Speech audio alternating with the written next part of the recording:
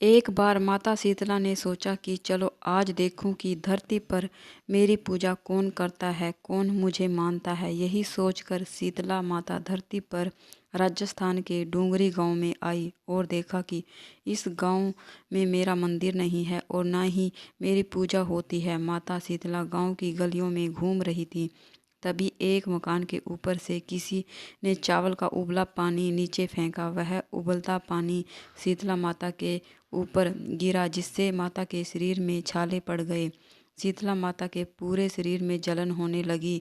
शीतला माता गांव में इधर उधर भाग भाग के चिल्लाने लगी, अरे मैं जल गई, मेरा शरीर तप रहा है, जल रहा है, कोई मेरी सहायता करो। लेकिन उस गांव में किसी ने शीतला माता की सहायता नहीं की। वहीं अपने घर से बाहर एक वाल्मीकि जात की महिला बैठी थी। उस महिला ने देखा कि अरे यह बूढ़ी माई तो बहुत जल गई है, उसके पूरे शरीर में तपन है, इसके पूरे शरीर में छाले पड़ गए हैं, यह तपन सहन नहीं कर पा रही है। तब उस महिला ने कहा, हे माँ, तू यहाँ आकर बैठ जा, मैं तेरे शरीर के ऊपर ठंडा पानी डालती हूँ।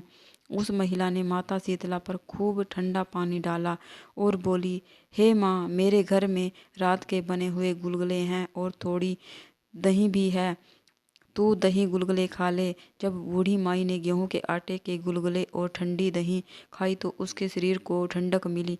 तब उस महिला ने कहा, आ माँ, बैठ जा, तेरे सिर के बाल बहुत बिखरे हैं, ला मैं तेरी चोटी गूंथ देती हूँ। और उस महिला माई की चोटी गूंथने लगी तो अचानक उसकी नज़र उस बूढ़ी माई के सिर के पीछे पड़ी तो उसने देखा कि एक आंख बालों में छुपी हुई है। यह देखकर वह महिला डर गई, डर के मारे घबराकर भागने लगी। तब उस बूढ़ी माई ने कहा, रुक जा बेटा, तू डर मत, मैं कोई भूत प्रेत नहीं, मैं माँ शीतला देवी हूँ। मैं तो इस धरती पर देखने आई थी कि मुझे कौन मानता है, कौन मेरी पूजा करता है। इतना कहकर माता चार भुजाओं वाली, हीरे जवाहरात के आभूषण पहने, सिर पर स्वर्ण मुकुट धारण किए अपने असली रूप में प्रकट हो गई। माता के दर्शन कर वह महिला सोचने लगी कि अब मैं गरीब इन माता को कहाँ बिठाऊं। तब माता बोली, हे बेटी, तू किस सोच में पड़ गई हो।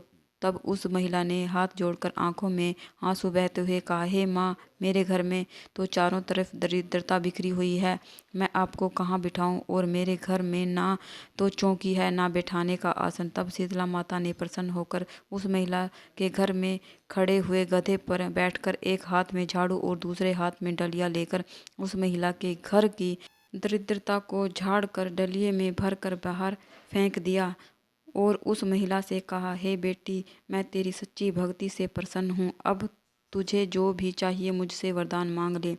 तब उस महिला ने हाथ जोड़कर कहा, हे माता, मेरी इच्छा है कि अब आप इसी डूंगरी गांव में स्थापित होकर यहीं निवास करें और जिस प्रकार आपने मेरे घर की दरिद्रता को अपनी झाड़ू से साफ कर दिया है, ऐसे ही आपको जो भी भक्त होली के बाद की सप्तमी को भक्ति भाव से पूजा कर अष्टमी के दिन आपको ठंडा जल, दही व बासी ठंडा भोजन चढ़ाए, उसके घर की दरिद्रता को दूर करना एवं आपकी पूजा करने वाले महिला का अखंड सुहाग रखना, उसकी गोद हमेशा भरी रखना।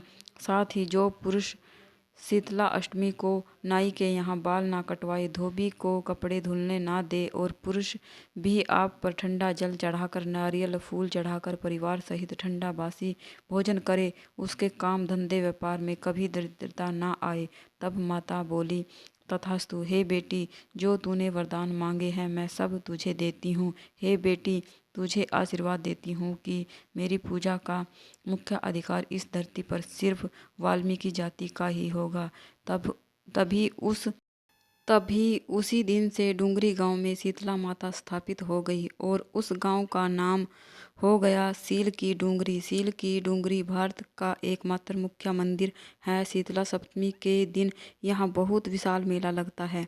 ऐसी ही रोचक कहानियाँ सुनने के लिए मेरे चैनल को सब्सक्राइब करें। अगर वीडियो अच्छा लगे तो वीडियो को लाइक करें और मेरे चैनल को सब्सक्राइब करें। तो फिर मिलते हैं एक और रोचक कहानी के साथ, तब तक के लिए जय माता दी।